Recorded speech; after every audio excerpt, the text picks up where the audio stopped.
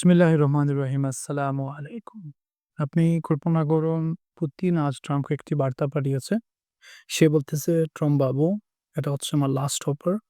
শুধু আপনি বলছেন তাই, আমি লাস্ট অফার দিচ্ছি। সব ইউক্রেনি মিলিটারিকে বলুন সারেন্ডার করতে এবং ইন্টারন্যাশনাল ল অনুযায়ী তাদের সাথে বিহেভিয়ার করা হবে। হয় মাফ করে দেব আমি। নয়তো তাদের জাস্ট হত্যা করা হবে। বা যেখানে পাবে সেখানে তাদেরকে হত্যা করা হবে। তাদেরকে কোনো মার্সি দেখানো হবে না।"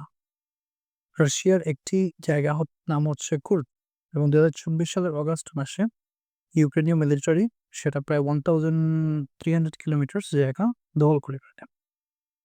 এবং রাশিয়ান মিলিটারি কিন্তু একটা গেম খেলে। ওরা কি করে ঢুকতে দেয় ভিতরে। এবং এই সেম প্ল্যান কিন্তু আফগানিস্তানে ঘটেছিল। আফগান তালেবানরা যা করছিল, আমেরিকান সেনাদেরকে ভিতরে আসতে দেয় এবং ওরা পাহাড়ে চলে যায়। কিন্তু পরে ওরা অবস্থা বুঝে হামলা করে ওদেরকে মেরে ফেলে। এই ছিল প্ল্যান। তো এই প্ল্যানটা সেম প্ল্যান হয়তো রাশিয়া করছে। এখন রিসেন্টলি কি হয়েছে, পুতিন মিলিটারি ইউনিফর্ম পরে খুঁজতে যায়, গিয়ে সেই অর্ডার করে। এখন সিনারিও হচ্ছে যে যত ইউক্রেনীয় মিলিটারি রাশিয়া ঢুকেছিল, এদের কিন্তু ওরা ঘিরে ফেলছে চারদিক দিয়ে। এদের বেরিয়ে যাওয়ার কোনো রাস্তা নেই। চারদিক দিয়ে রাশিয়া, মধ্যখানে ইউক্রেনের সেনাবাহিনীরা পড়ে আছে, ওয়েপেন সহ। সো এবার আন্দাজ করেন ওদের পরিস্থিতি কি এক্স্যাক্টলি করতে এদের সাথে। কারণ এদের তো একদম কচুয়াটা করে ফেলবে। কারণ ওদের তো রসদ যাবে না, অস্ত্র যাবে না, কিছু যাবে না, কোনো রাস্তা নেই যাওয়ার।